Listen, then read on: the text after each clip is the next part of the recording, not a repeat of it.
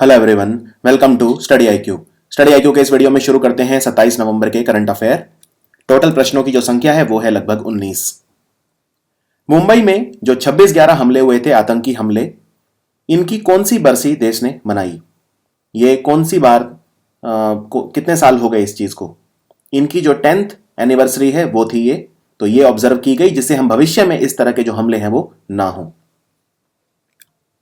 किस राज्य की सरकार ने भगवान बुद्ध की 70 फीट ऊंची प्रतिमा का अनावरण किया?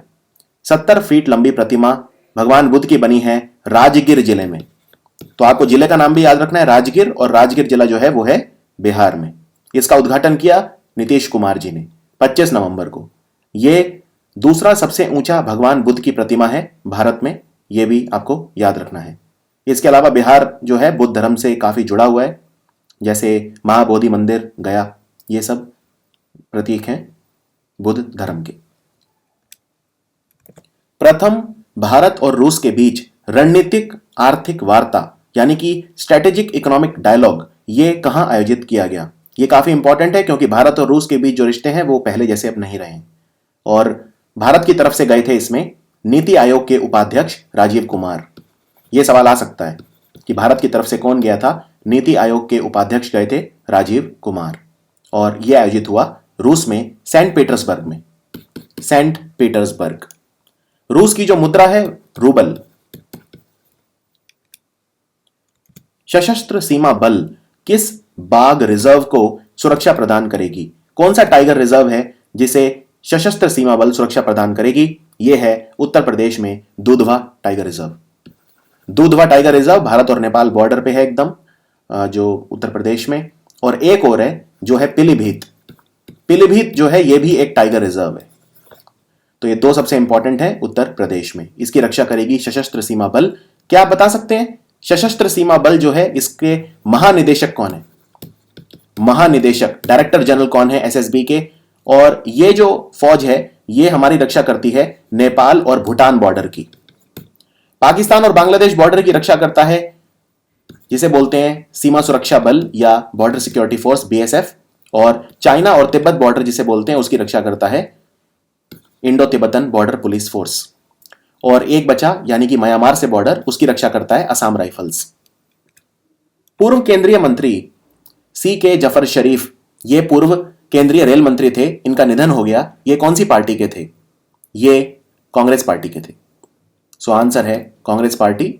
और ये 8 बार सांसद भी थे, 8 बार, ये भी याद रखिए आप। सैयद मोदी अंतरराष्ट्रीय प्रतियोगिता का पुरुष एकल का खिताब किसने जीता? सैयद मोदी ये बैडमिंटन के लिए होता है टूर्नामेंट, बहुत ही प्रतिष्ठित टूर्नामेंट है, अंतरराष्ट्रीय स्तर का होता है। तो पुरुष एकल जीता समीर वर्मा ने। समीर वर्मा, पिछले साल भी इन्होंने ही जीता था ये। महिलाओं में भी पूछ सकते हैं, तो महिलाओं में चाइना की खिलाड़ी हैं जिनका नाम है हन यू। हन यू, इन्होंने साइना नेहवाल को हराया। साइना नेहवाल को फाइनल में हराया। तो साइना नेहवाल को रजत पदक के साथ ही संतोष करना पड़ा, और हन यू चाइना की इन्होंने जीत लिया। तो दोनों याद रखने हैं, पुरुष एकल और महिला एकल। राष्ट्रीय दूध दिवस ये कब मनाया गया? राष्ट्रीय दूध दिवस मनाया गया, ये डॉक्टर वर्गीस कुरियन का जन्मदिन होता है। डॉक्टर वर्गीस कुरियन, जिन्हें भारत में श्वेत क्रांति का पिता बोलते हैं, श्वेत क्रांति का जनक बोलते हैं, father of white revolution, operation flood जिसमें दूध क्रांति भारत में आई और अमूल की स्थापना की गई। ये जो अमूल गर्ल है इसकी उम्र है 52 साल, ये भी याद रखिए। और 26 नवंबर को बर्थडे होता है डॉक्टर वर्गीस कुरियन का, जिसे हम राष्ट्रीय दुग्ध दिवस के रूप में मनाते हैं। तो आंसर है 26 नवंबर। 26 नवंबर को ही हम संविधान दिवस भी मनाते हैं। बाली यात्रा पर्व किस राज्य में शुरू हुआ? बाली नाम की जगह इंडोनेशिया में है। इंडोनेशिया का एक टापू है बाली, और बाली यात्रा जो पर्व है ये कटक में शुरू हुआ। कटक है ओडिशा में, तो आंसर है ओडिशा। और ऐतिहासिक बाली यात्रा कटक में मनाई जाती है। इसका एक काफी ऐतिहासिक जो है वो सिग्निफिकेंस है। यह त्योहार एक व्यापार और संस्कृति जो उड़ीसा में है, और इसका जो मैरीटाइम ट्रेड था विभिन्न कंट्रीज के साथ, उसका यह प्रतीक है बाली यात्रा पर्व। कौन सा फिल्म निर्माता 49वें अंतर्राष्ट्रीय फिल्म समारोह में लाइफ टाइम अचीवमेंट अवार्ड इन्हें मिला? लाइफ टाइम अचीवमेंट अवार्ड किसे मिला? यह मिला इजराइल के निर्माता जिनका नाम है डैन वॉलमैन। यह बहुत ही ज्यादा इंपॉर्टेंट सवाल है और इजराइल के हैं। आपको बता दूं, इस बार जो फोकस देश था वो था इजराइल और फोकस राज्य था झारखंड। जो अंतर्राष्ट्रीय फिल्म समारोह हुआ गोवा में, यह भी याद रखिए कहां हुआ, गोवा में हुआ, पणजी में हुआ। और फोकस कंट्री था इस बार, फोकस देश था इजराइल और फोकस राज्य था झारखंड। बारिश के प्रभाव की निगरानी और प्राकृतिक आपदाओं से निपटने के लिए किस संस्थान ने प्रभाव आधारित पूर्वानुमान दृष्टिकोण, जिसे अंग्रेजी में बोलते हैं इंपैक्ट बेस्ड फोरकास्टिंग अप्रोच, नामक एक नई तकनीक विकसित की है?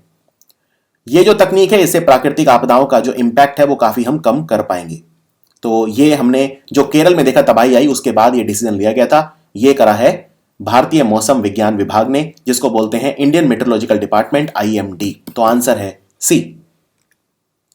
कौन से संगीत निर्देशक हैं जिन्होंने ओडिशा पुरुष हॉकी विश्व कप 2018 के एंथम यानी जो गान है इसका, उसको बनाया है? इसको लिखा है AR रहमान ने।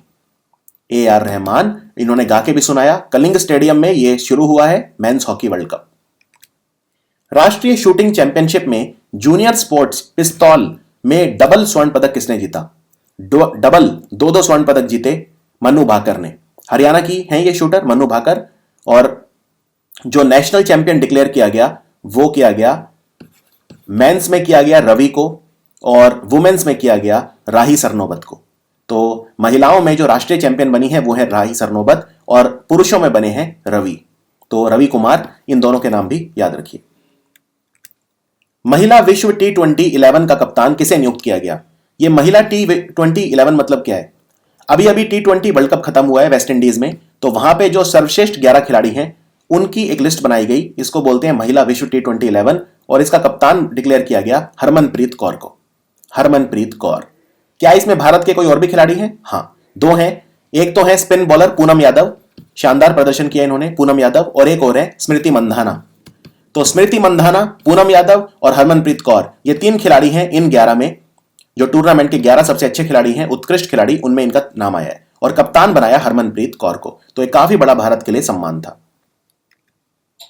10वां मैत्री दिवस कौन सा राज्य आयोजित करेगा? यह मैत्री दिवस जो है ये मनाता है तवांग।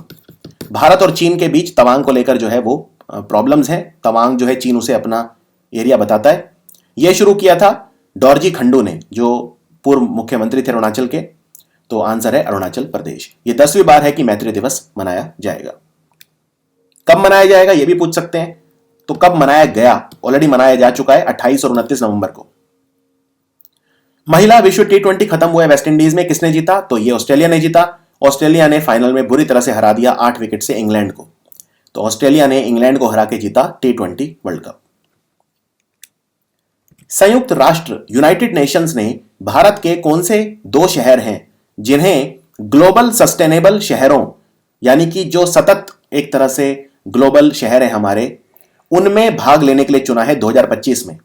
तो ये 2 हैं, नोएडा और ग्रेटर नोएडा। इन्हें जुड़वा शहर भी बोलते हैं। गौतम बुद्ध नगर में है ये उत्तर प्रदेश में।